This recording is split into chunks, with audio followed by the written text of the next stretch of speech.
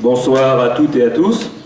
Merci de votre présence à notre traditionnelle cérémonie des vœux et bravo à l'harmonie qui nous a réservé ce bel accueil musical.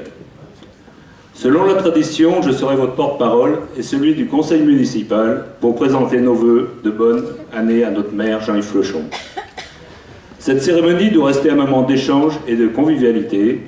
Nous ferons en sorte d'y consacrer le temps nécessaire, en particulier avec la remise des trophées sportifs décernés par art.com. Ceci avant de partager le verre de l'amitié. J'ai plaisir à accueillir ce soir Jean-François Debat, maire de Bourg, vice-président du conseil régional Rhône-Alpes, Damien Bat, député européen qui nous rejoindra dans la soirée, Jean-Luc Luez, président de la communauté de communes de la Vallière et du SCOT de Bourg, qui nous fait le plaisir de participer à cette cérémonie. Je sais qu'il n'est pas un grand assidu de celle-ci, je l'en remercie d'autant plus. Merci également à nos collègues maires et adjoints élus des communes voisines qui nous font l'amitié de leur présence. Je salue également la présence des représentants de notre gendarmerie, je pense, lieutenant ou pas loin de l'être, Mabilon, de l'adjudant-chef Vignat. Je salue également Jean-Luc Paul, chef de corps de notre CPI, les représentants de l'administration, ceux du monde éducatif, des associations et responsables d'entreprises. Nous avons également les excuses à vous présenter de Madame Sylvie Boichavant, de Monsieur Rachel Mazuir, sénateur, de notre député Xavier Breton et de Monsieur Levrault, notre percepteur.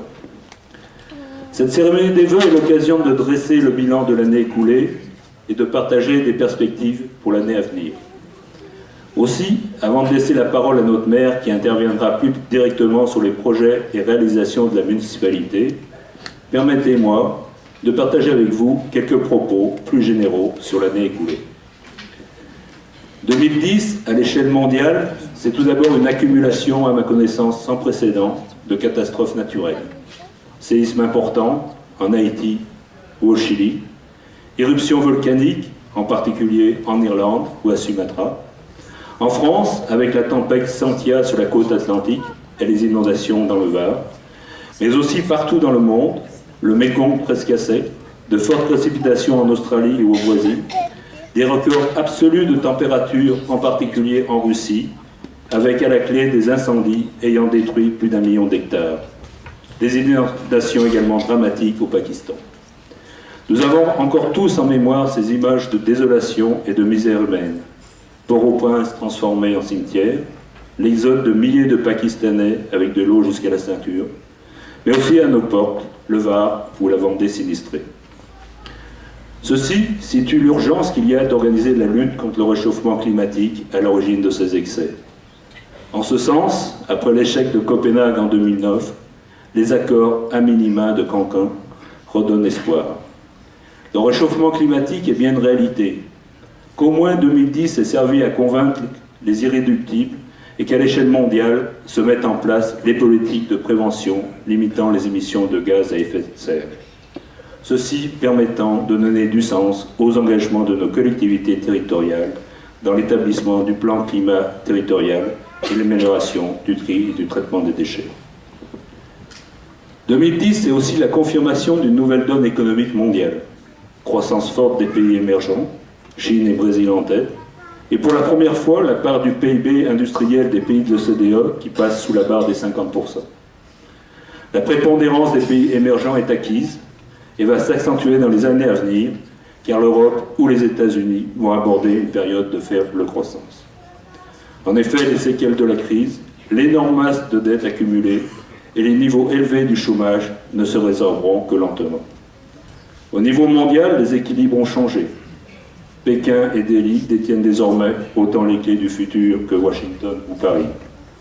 Les nations du Sud utilisent leur classe moyenne, forte de plus d'1 milliard d'individus, comme moteur de croissance, avec comme risque principal celui de la surchauffe économique. À chacun ses problèmes. Si Pékin a investi une partie de ses réserves de change en une obligation d'État européen pour aider l'Europe à résoudre sa crise de dette, des garanties plus fortes sont dorénavant sollicitées pour s'engager davantage.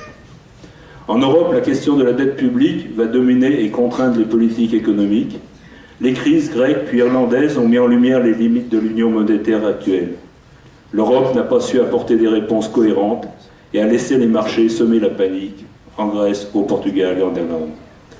Le continent européen apparaît à la limite de l'implosion en s'excluant de la reprise mondiale avec une crise financière et monétaire qui lui est propre. À l'exception de l'Allemagne, les autres pays ont d'énormes difficultés à s'accommoder d'un euro fort. L'Europe doit se reformer rapidement et relancer son intégration. En dotant la zone euro d'un véritable pilotage macroéconomique et en reprenant à la main sur la gestion politique de sa monnaie. Nous formulons des vœux pour qu'en 2011, les dirigeants européens soient à la hauteur de leurs responsabilités pour conserver les acquis de la construction européenne et éviter à l'Europe de s'installer dans un état léthargique. Tant qu'il y a de l'inquiétude, il y a aussi de l'espoir. En France, le faible niveau de croissance, 1,6 pour 2010 et sensiblement le même niveau en 2011, associé à un niveau élevé de chômage, entre 9 et 10%, un déficit public de 7,5% du PIB, ont conduit à l'adoption d'une politique de rigueur pour tenter de réduire ces déficits. Dans ce contexte, nos collectivités territoriales voient se restreindre les possibilités de financement externe, subventions, gel de dotation. Pour Césaria, notre assemblée municipale a décidé la réalisation de 2 opérations majeures pour la mandature en cours, avec le projet d'agrandissement-rénovation de l'école maternelle et la construction d'une nouvelle gendarmerie. Pour la gendarmerie, le plan de financement actuel permet d'envisager l'équilibre financier de l'opération, les loyers équilibrant les charges d'emprunt nécessaires, ceci grâce notamment à la participation de la communauté de communes à hauteur de 10% du projet. Le projet d'agrandissement-rénovation de l'école maternelle mobilisera une part substantielle de notre capacité d'autofinancement net et contraindra par ailleurs notre collectivité à des choix drastiques concernant les autres projets. Cette réalisation nécessitera un recours important à l'emprunt et donc de nouvelles charges de remboursement, sans que nous disposions, en contrepartie, de recettes nouvelles, puisqu'à contrario, notre collectivité supportera des coûts de fonctionnement supplémentaires. Rigueur et sélectivité dans les dépenses guideront nos choix budgétaires en 2011 et dans les années à venir.